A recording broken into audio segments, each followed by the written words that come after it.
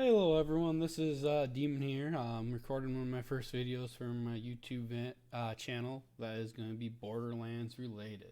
I am excited for this game. It is coming out here in about a month. Obviously, everybody else is excited. And of course, basically all of us are excited for Fl4k besides that other 50% of people who want to play the other characters. But hey, we know who the Fl4k guys are, and we know who's excited for him. Just like you guys, I've been playing around with the new skill builder that they put on their website. As you can see here, I have it up on my computer, and we're going to go over just a couple cool builds that relate to maximizing your guys' potential. I don't want to be a run and gunner. Heck, everybody out there, you know what they're looking at. They're looking at all that sniper damage that they're going to be getting by taking the hunter tree and taking the cloak tree and adding that together and getting that ultimate sniper build. Well, I want my beast to be putting out the damage. I want my Skag out there ripping people apart. I want my Jabber out there kicking some butt. Those are going to be the two main characters I'm going to play, because obviously the other one just does not relate, and you can't really build much off the skill tree for what I want to get done. We're going to go take a look at the Jabber's tree here. There's a lot of potential. It's going to be my Jabber tank build is what I'm going to call it, because it's going to help you tank. It's going to help your whole crew tank more damage. I'm going to be gaining anywhere from about 56 to 58% more health with this build. And you'll see why here as I go through. But here we go. Let's go through some of the main skills that I'm going to be using, because these are going to be skills that will coincide with both the Jabber tank and my Skag of Destruction. My Jabber tank is all about tanking stuff, making him more tanky, making me more tanky, and making me throw a bunch of health out to my teammates. But also I want him to be able to kick some butt. First off, let's just go through my minor skills. As you're looking at the screen here, sorry, I'm looking back and forth from my camera to my screen myself. Maxed out on the self-repairing system, 30% more health. That's huge, huge, huge health gain. Definitely when you start adding mods and character things out there, I'm sure you're gonna have a ton of health on this character. 2% max health a second this regens, so you are going to be, not much right now, but when you start adding it up here, you're going to be a regen master. Going over here to Sikkim, again, I want my attack damage to be a lot, and I want it to cool down quick. Again, that's going to be nice, 30% and 30%. Now you add in the passive, which is a kill skill. This is going to take and cool down both your action skill a lot quicker, and then every time you get a kill, it's going to refresh your attack commands cooldown, which is going to be awesome. And this is all related off the pet again. That's why I want my pet doing a ton of damage. Health, as I said, all about health regen, all about tanking. 50% health regen shares, and then 100% health regen over to my pet. My pet's my main tank here. That's why it's the Jabber tank. It's not the Fl4k tank. It is the Jabber tank that's going to be working out here. And you're going to see as I start putting these skills together why he's going to be so awesome. Turn tail and run. I think this is a great skill. It gives you gun damage, it gives you fire rate, so it helps boost your damage while also helping with that health regen and damage reduction. Again, I'm about tanking here, so this is going to be a good skill. As you can see, this isn't lit up. Lick the wounds. I think this is going to be one that's just going to depend. It's going to be between this one and this one. Do you want more damage? Or are you dropping down a few times as you're playing with the build and you want your pet to be able to revive you? Both of these are going to be critical skills, I think. If you're not falling down much, you might as well opt for more damage, because damage is sometimes key. Again, health regen. All about tanking. Both my Fl4k and my pet are regenning here, so you got to think this pet, as its health gets lower, it's regenning quicker, and then any health I'm regenning, I'm adding to that pet also, so that pet is going to help tank it out better. And obviously damage is important. Again, here's a skill that's going to help me increase damage and my pet. Overall, I'm excited that it gives both damage to me and the pet, and 50 up to 50 more. As you can see, it gives 25 and then 50. This will be big for that pet, adding more damage. And then over here on the second tree here, under the Skag, I have a few more skills that I'm looking at with you guys here. Talon, pet damage. Obviously said this is a pet build. You're going to see this come out here because I think this going for the eyes might have huge potential with my other build here. I will be showing you here in a second. You know, in the end, this is just going to depend on some stuff. Action skill, I think this is interchangeable depending on how this works, and these two are interchangeable. I'll talk a little bit more about this one later too. I already think we have a lot of regen, so I'm not putting any more in there because of once you get that cloak, you got regen there, and then every other skill I'm using. I'm about the pet damage, so stacking damage just because up to 40% more damage for your pet. 10 stacks of that is huge. So again, your pet's just beefcaking him out, obviously. I think he's going to be a killing machine, and I think he's going to rip things apart. Movement speed, pet damage again. You know, as you can see, there's a thing here with pet damage and adding that up. And pet movement speed. If my pet's doing the killing, my pet needs to be able to move around quick so it can access targets and do some killing there. So that's why I'm putting in there. Damage shared, I think you're going to be enough of a tank. I think your pet's going to be enough of a tank. I don't need this, but again, it just depends on some of this puts out. You know, if you want to be more tanky, this is a skill you can take over some of the damage ones. Pet bonus, this is where I said you're going to gain that up to 56, 58%. It's going to be a lot just depending on how you're playing with this build, on how that pet bonus works. You can add as much or as little as you want. This is going to be a big one here. I just can't select it yet because I'm going to be showing some builds as I go through here. Health and damage reduction, big for your pet. This is definitely going to be big for one of the skills that I'm building there, and I will show you a little bit later. And then just more damage here. I'm only going to be able to put 2 points in here, so I think it's a 10% more health and another 10% damage for pet and Fl4k. So again, we're stacking up that damage heavy on the pet and giving yourself a little bit of damage so you're not completely useless. But I want that pet out there. I want that pet hunting. I want that pet enjoying his time. My first build here, guys. Gonna go through here. This is gonna be my Jabber build, the Jabber tank. Right here, I'm gonna purchase 5 of these because guess what? I think this is gonna be huge.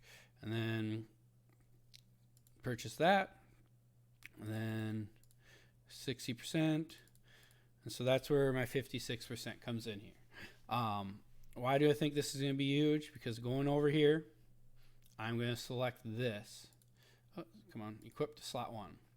As you guys can see, he has a huge melee weapon to damage delivery that knocks things back. So he will do a melee attack. And I'm hoping, I'm praying that this combines. First melee attack hit on enemy does 75% crit damage effect. So that is going to be a huge hit. I have a feeling that any smaller enemy, this is going to be a one-hit kill. And every time you kill with your pet, you reset your action with the skill over here. So just think about that. Little enemies, you're just going to be sending your pet jump, jump, jump, jump, and he's going to kill, kill, kill. Then I'm going to be selecting the cloak here. With that cloak, as you can see with the fadeaway ability, you're going to have 200% crit. I think I'm going to be building shotgun myself. I want to be in there with my pet doing a lot of damage, so I'm going to be running a shotgun build. You can run a sniper too off this, I think. It's just that you're not going to be hitting as hard because you're not using that hunter tree that's boosting your crits and giving you double shots chance and all those things.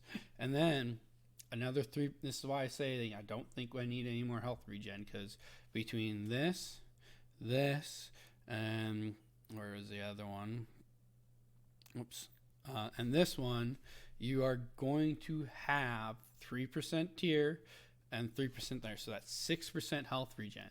And you just pop this anytime you get low health, and it's going to take care of you. And then after that, I'm going to put on this skill, what is going to give you a post cloak. So you're going to have a lot of time where you're under 6% health regen, and you're going to be getting health back real quick. And then on top of that, as I said, it's just Jabber tank. My goal is to have him tanking, so I'm going to equip this. 6 seconds of taunting. This is going to be awesome because you're going to be able to cloak up, go grab your teammates, pick them up if they're down. If they knock down all 3, you go pick all 3 up. Or if you're close to getting knocked down, you cloak up, you run around, you help your teammates, and then after you uncloak, you get a chance to recover your shields and everything because your Jabber is going to be out there tanking everything that is within a big area from what I understand. So, this is my tank build. I think there's a lot of potential there. I think he is going to be an amazing tank. And then, obviously, as I said, if some of these skills work good together, we are going to be having some cool things. Now, I was going to talk about one other skill here that might be irreplaceable. Depends on how it works. 80% damage reduction to your pet. And then that's why my pet's so tanky. And then you get another 30% on top of that. You know, if that stacks, your pet's going to be getting 0 damage basically when these things are together. And it's going to regen really quickly once it gets to low health. That's why it's not going to be very easy to kill it. And then on top of that, this skill right here. It just depends on how that damage reduction works. If this skill stacks before the damage reduction and works, so if they do 100 damage and this takes 15% of that 100 damage, you're 15 points of damage back. That is going to be great. And then the damage reduction kicks in, then you're going to be great because you're going to be able to tank and then return full amount of damage. But if it takes a 80% damage reduction, then you get 15% of 20 points of damage. It's not going to be very much. So that's just why, some of these things is theory crafting right now until we get our hands on that game we get to play it. Now, for my other skill, I want some AoE madness from my Skag. So this is going to be more of a AoE clearing type build with a lot of damage. As you can see, a lot of my points will coincide with each other though. So let's unequip these. Let's go back and remove some of this stuff. So, I don't think this is going to be as important anymore. Might be. We'll have to test it out. But I'm taking a look at this. Duration increase on my action skill. The longer I can have this baby up, I think is going to be better. This is going to be my Gamma Burst. So we're going to put the Gamma Burst on there. It's going to create a rift, and the pet's going to teleport through it. And then I think from what I understand, if this action skill is longer, we'll see how it works, but I think the damage that the pet is doing is going to be more. Obviously, using Gamma Burst while pet is down or dead will revive the pet at 30% of its health, but it'll double the cooldown to that. AKA 30-second cooldown, it goes to 60-second. But as we're getting kills, we're going to be able to reduce that quite a bit. So that's going to be, I think, a skill you can pop up quite a bit. Now where the damage comes in. Radiation, I'm going to add that because I want the radiation damage there. I want my pet to be putting out a bunch of damage. And then, all right, let's put these skills in where I want them. I think we can put one into there. Again, I still want to reduce that damage coming out to my pet. And then I want to grant a bonus to pet skills here because whoops, there we go. I'm going to be selecting this, so I'm going to get 5% fire rate and 5 damage also. So I'm going to select that guy here. Boom, boom. And then again, we're going to put some health and damage out there for my pet. And then my next skill, what one was it here? I think it's going to be kills active, the duration of Gamma Burst is extended, so this affects times. So again, this is just going to be adding a bunch of damage there, just depending on how things are going. We have so much health regen. This isn't about tank, this is about killing quickly, clearing out trash mobs. I don't think we're going to need this, but this is going to be a nice health regen perk. And then this one, obviously, during the duration of Gamma Burst, your damage dealt by flak is increased. And I'm not trying to increase my damage, I'm trying to increase my pet, so that's why I chose this one. So you're going to drop this rift, your pet's going to teleport through the rift, and the rift is going to do radiation damage with the pet jumping out of there. And then your flak pet comes irradiated and damages with the damaging attacks, and then so that means 20 seconds of that. And then you extend that out and everything, that's a lot longer. So your pet is going to be constantly out there pushing out radiation damage, A, through Aurora, and then B, through its melee damage. That's where some of these come in, to work together, guys, is just I want our pet to do damage. This is kind of the two skill builds I'm kind of looking at right now, just depending on what my friends are doing and building. If I need to tank more for them, and even if I don't need a tank, I think my Jabber is going to do a ton of damage by doing this build, and I'm probably going to play it for primary because it's going to be fun. But if I'm sick of the trash mobs, maybe this build is going to be better. Again, it's all theory crafting right now, but I just really hope this skill works with the melee on the Jabber, because I really think that you're going to be cleaning up those trash mobs so fast by just having him jump in one hit, jump in one hit, jump in one hit. It is going to be pretty fun. So, one last thing. Reason why I chose this is because this is going to coincide nicely with that radiation. Right here, irradiated Skag.